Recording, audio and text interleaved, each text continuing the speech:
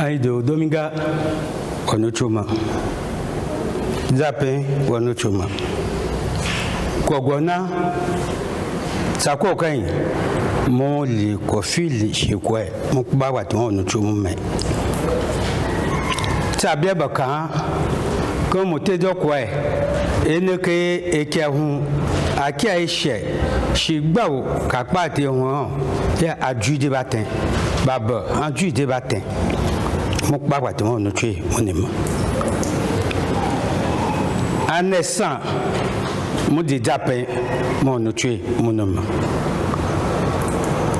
Achugudu be bouquet monté Mukba watu mon tué mon homme D'offre Mukba watu mon tué mon homme Kaïba baleba aller étant gens à témoter de atteindre agbana Achekwa de beson et quand on obi sans au guet ok mata bien baba baba il est pas oh mafia quand on ouais et dépend il y a encore au disons akbe yesu son ba wa tun lo han wo yo han tun lo san vete yi ba pa ti ba tun lo ta bien ke ba boka le ba o mafia pon ba ji ye mu pa ti mo ni tue mu ni quand les foot fita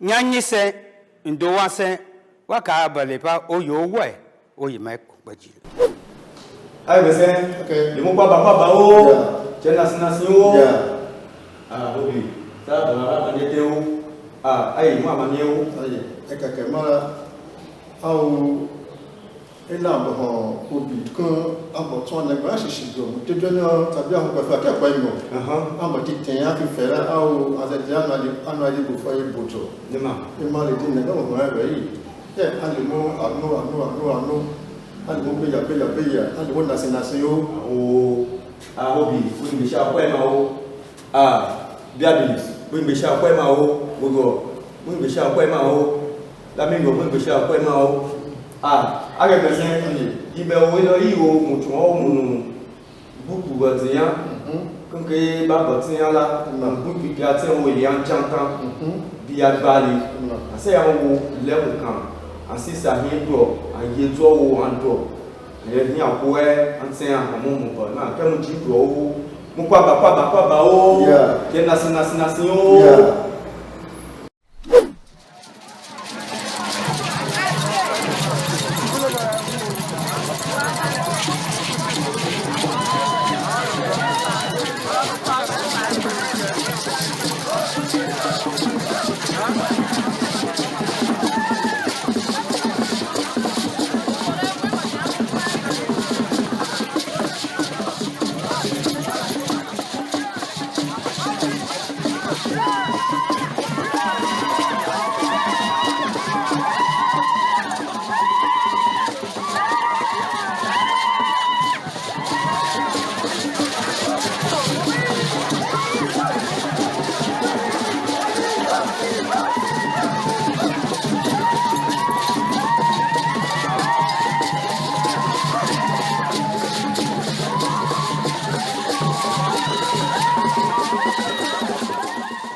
Chers amis téléspectateurs, nous allons maintenant assister à l'entrée du chef du village pour cette interview, pour son intervention, sous l'acclamation de ses administrés.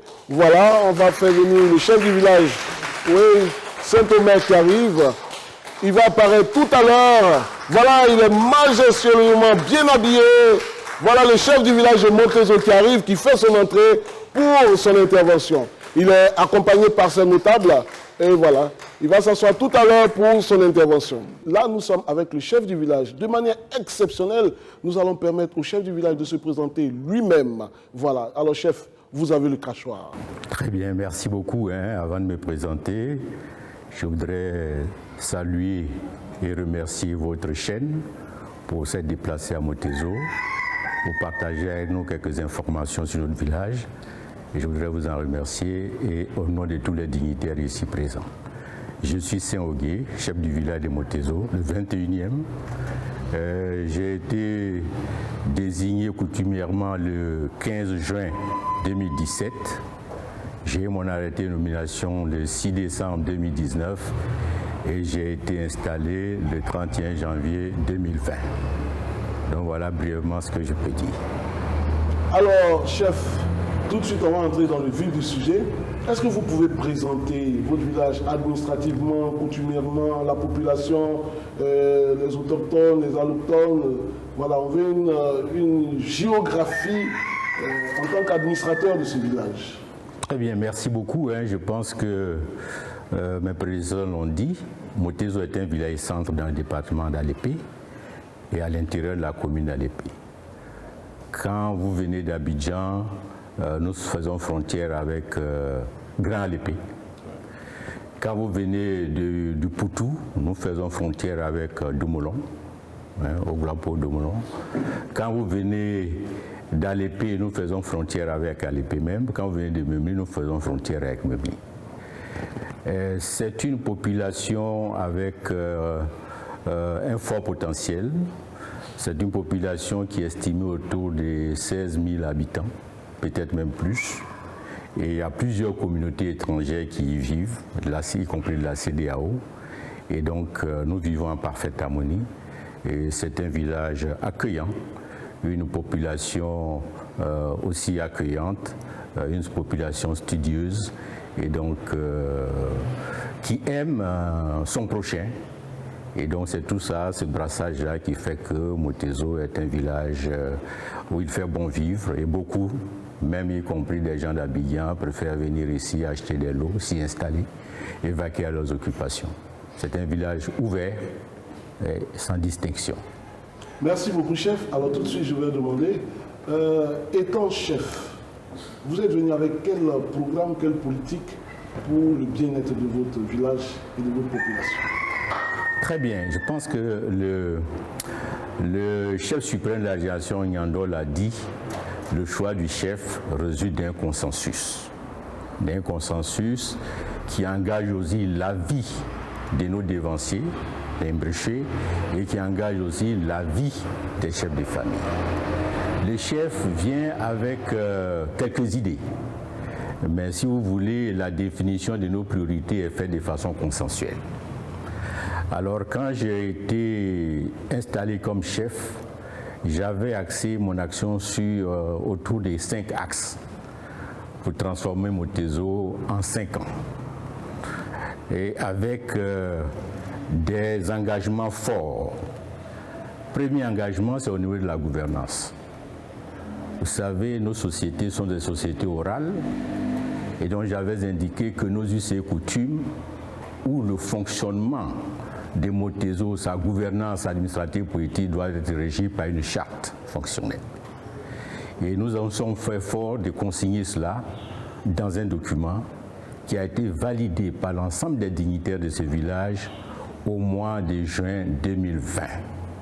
Donc nous avons une charte fonctionnelle organisationnelle qui vous fait l'inventaire des structures à Motezo, des organisations qui y sont, et qui régit tout ce qui est l'organisation sociale et politique, y compris comment on nomme un chef, comment on le destitue, comment on fait le mariage coutumier, comment l'environnement doit être géré, et le chef est tenu de mettre tout ça en œuvre par des décisions et des notes. Deuxième grand axe de notre gouvernance, c'était d'entamer quelques chantiers qui nous paraissaient importants. Et dans ce cadre-là, notre priorité, au-delà de quelques réalisations qu'on pouvait faire, qui sont de mettre des toilettes dans les lieux publics, comme le foyer ou comme au lieu de nos organisations rituelles, c'était de faire un hangar, un préau, c'était aussi de moderniser le marché, etc. Et c'était surtout, et ça c'était ma principale préoccupation, c'était que de veiller à ce que les artères du village soient des artères qui résistent à toute saison, qu'elles soient pluvieuses ou qu'elles soient sèches. Ça, c'était le deuxième gros chantier. Le troisième chantier, c'était celui de rechercher la cohésion et l'entente. Parce que vous savez, je suis venu dans des conditions qui n'étaient pas favorables à la cohésion. Donc je me suis décidé à y travailler. Et je pense que nous y sommes. la cohésion, l'entente, même si elle n'est pas encore parfaite, quand même, elle est là. Et c'est sur ce chantier-là que nous sommes beaucoup bagarrés pour qu'on comprenne qu'au-delà des hommes, Montezot doit exister et doit aller de l'avant. Et donc il y a une dynamique qui se crée autour de ces valeurs-là. Alors l'autre aussi, c'était l'engagement, de mettre la jeunesse et les femmes au travail. Et dans ce cadre-là, nous avons réussi à créer une dynamique d'association, mais qui malheureusement une dynamique d'association qui est restée, je puis le dire, un peu des associations de fêtes. C'est vrai qu'il y a des femmes qui se sont organisées, qui ont pris en main la propriété du village, qui ont pris en main les opérations de salubrité, mais ça n'a pas prospéré. Nous-mêmes, nous avons voulu donner l'exemple en organisant les femmes sur des projets lucratifs. Merci beaucoup, chef. Alors, on va savoir quelles sont les activités principales du village. Si on fait un peu de tout, hein, vous avez des planteurs de cacao, des VA, de palmiers, etc. Et puis il y a les plantations de manioc qui sont atomisées mais qui nourrissent la population. C'est une grande activité qui est menée, la fabrique du manioc, de la tchéké et tout ça, ce sont des activités qui sont menées. Et puis bon, il y a des activités commerciales. Hein, vous trouvez des salons de coiffure, des menuiseries, de la ferronnerie et tout ça. En tout cas, Montezot est un centre de cacaillerie qui regroupe autant d'activités lucratives, même des espaces de loisirs. Voilà. Voilà. Merci beaucoup, chef. Alors, on va revenir sur le dossier du foncier. Est-ce que Montezot a sécurisé ses terres? Est-ce que les terres de Montezot sont titrées? Grande question et puis question très importante parce que c'est ça qui fait l'enjeu aujourd'hui. Dans un premier temps, je vous dis non. Non, parce que même les lotissements qui ont été faits à Montezot, ce sont des lotissements qu'on dit sauvages, c'est-à-dire qui n'ont respecté aucune procédure pour être reconnus. Mais grâce à des démarches que nous avons faites auprès du ministère de la Construction, puisque j'ai pu déplacer son DIRCA, le directeur du cabinet adjoint, qui est l'actuel directeur du cabinet, jusqu'à Montezot pour expliquer le principe d'aller vers des choses correctes. Et ce qui se fait, c'est qu'avec le DD, le directeur départemental de la construction, il y a un travail qui a été fait pour que le lotissement de Montezot puisse être reconnu. Voilà, avec les redressements qu'il faut, etc. Maintenant, les plantations, tout ça là, il n'y a pas de titre. Mais je pense qu'il y a un projet gouvernement qui est là. Nous continuons de sensibiliser la population pour que cela puisse se faire et que les gens puissent avoir des certificats de propriété dans un premier temps de leur espace, de façon à les sécuriser. Et j'avoue que c'est un gros dossier sur lequel il faut qu'on travaille ardemment. D'ailleurs, j'ai un certain nombre de cadres qui, dans nos plateformes, ont parlé de ce sujet. J'ai demandé qu'une équipe de réflexion soit mise en place et j'attends les propositions pour composer cette équipe de réflexion. Alors, chef, nous allons continuer toujours notre série de questions. Et je reviens maintenant sur votre programme. Depuis votre accession à la magistrature suprême du village, quelles sont les actions que vous avez déjà posées? Alors, le bilan, on va le faire, hein, mais il y a quelques actions qu'on peut citer. Hein. Bon, alors, je dirais simplement, peut-être que beaucoup ont oublié, mais c'est des choses simples, mais qui ont leur intérêt. Quand nous prenions ce village, il y avait un château d'eau qui était presque vers l'église Ariste, qui était abandonné et qui constituait un danger parce que la boule de fer qui était là était pendante et menaçait les populations. Nous avons dû faire notre premier effort pour l'enlever. Je pense que beaucoup peut-être l'ont oublié, mais ils s'en souviennent.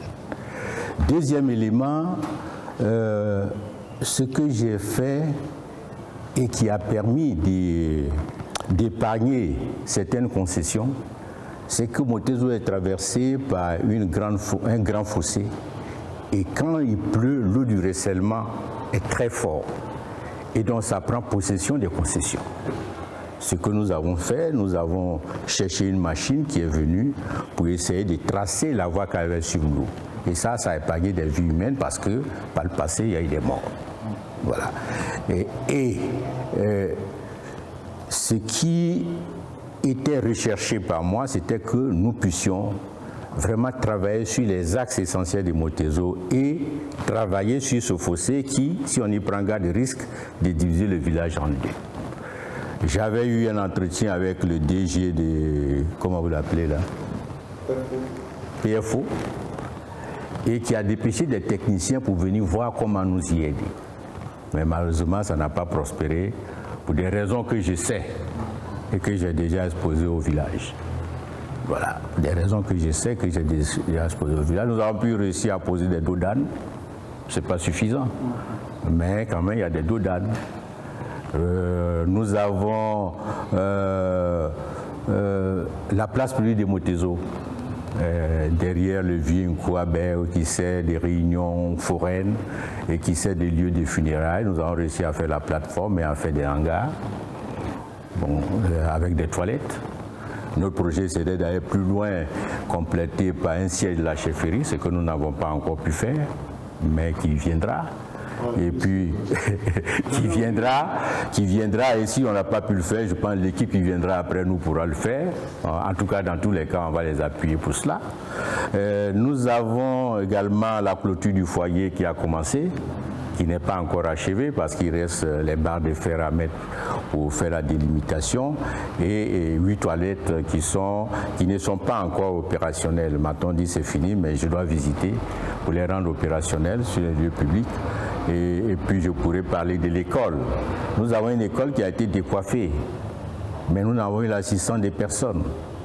Nous avons dû puiser dans les ressources du village pour pouvoir remettre les tôles et pour que les enfants puissent aller à l'école. Ça nous a coûté ce que ça devait coûter, mais c'est vrai à l'accord de la population. Et nous sommes en train maintenant d'essayer de mettre un pont dont les dallots ont été posés, qui reste à finaliser pour que quand vous entrez par le village, vous pouvez en ressortir par la station qui est tout à fait au kilomètre 55. Bon. On a fait aussi d'autres travaux au centre de santé. Il y a beaucoup de travail encore à faire au centre de santé. Mais nous avons fait le carrelage et puis, je crois, la force septique du centre de santé pour les rendre opérationnels. Bon, bref, il y a un certain nombre de choses mais ma plus grande satisfaction aujourd'hui, c'est d'avoir mis en place une administration. Et cette administration, pour moi, elle doit perdurer pour que Motezo ait une histoire et que quand un chef s'en va, celui qui vient puisse trouver les documents nécessaires. Et là, je pense que les jeunes pourront nous y aider beaucoup, parce que j'avais même mis en place un cyberespace en construisant le site, le lieu. Bon, il y a eu 10 postes que nous avons pu avoir, mais au jour d'aujourd'hui, je pense que c'est à passer aux oubliettes. Les postes ne sont plus là. Et donc j'ai demandé aux jeunes de transformer cela, l'espace en bureau pour pouvoir faire leur travail au quotidien.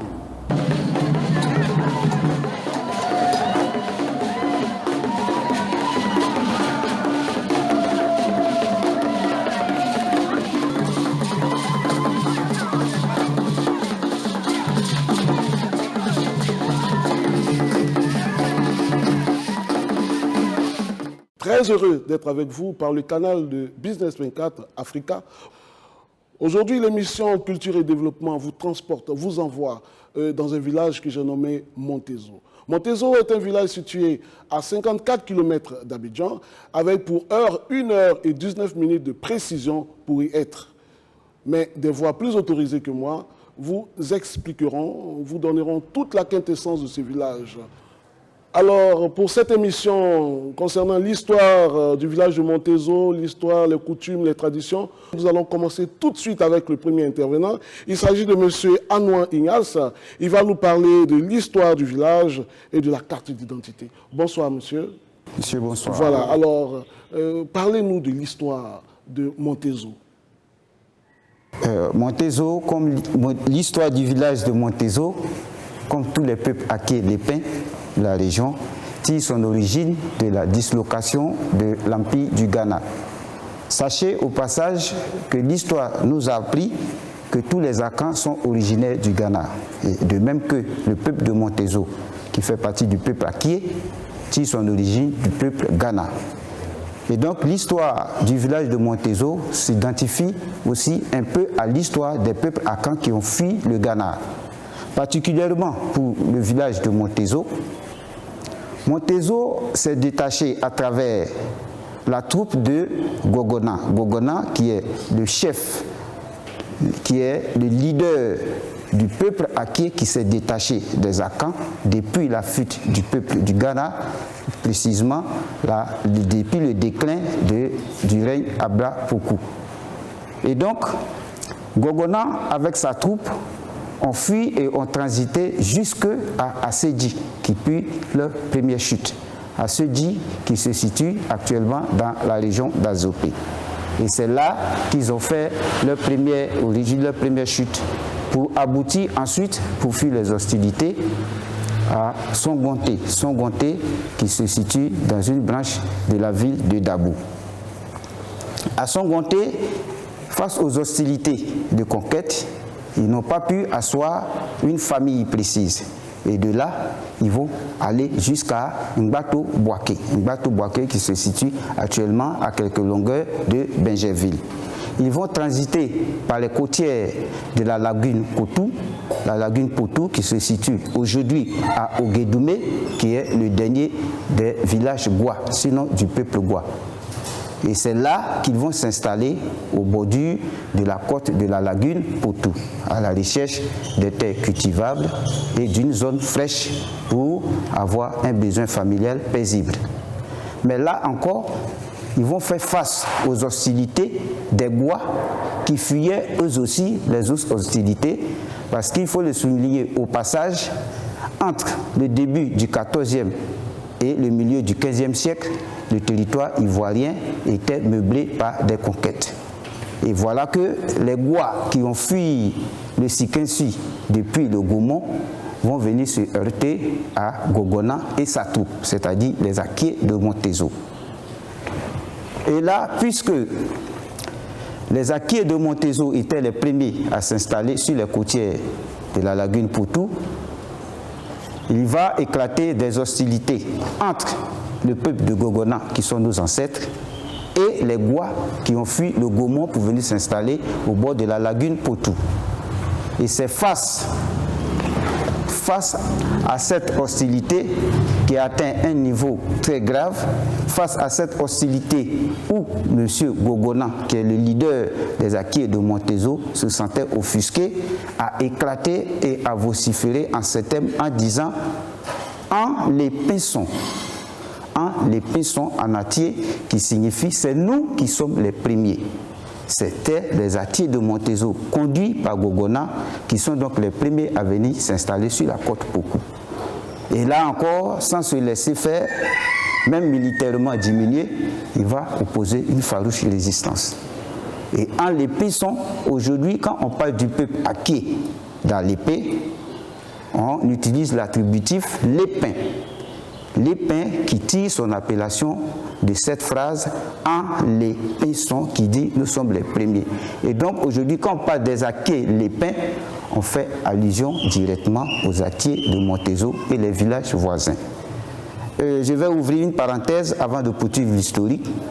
Quand vous rentrez à Montezo de par Abidjan, il y a une affiche monumentale qui dit ici c'est Montezo, la cité mère.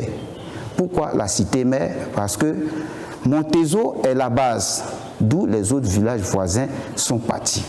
Et donc quand on dit en les pinçons, tous les lépins Aké sont partis du village de Montezo. Et donc en les pinçons qui a été francisé pour dire l'épin qui a donné à l'épée. En les pinçons qui a donné à l'épée. Je vous remercie, on va demander de l'applaudir pour, voilà. On va se séparer avec lui, avec cet honneur d'applaudissement. Merci beaucoup, M. Anoua. Voilà. Et je voudrais dire un merci spécial au DG de Business 24 Africa. Il s'agit du DG Abia Lucien. Voilà, vous avez à ce micro Florian Logan, le concepteur et l'animateur, des présentateurs de cette émission. Et ceci étant, nous disons que Dieu vous bénisse, Dieu bénisse Montezo, Dieu bénisse le chef. Et à la prochaine. Je vous remercie. Applaudissements pour M. Gary.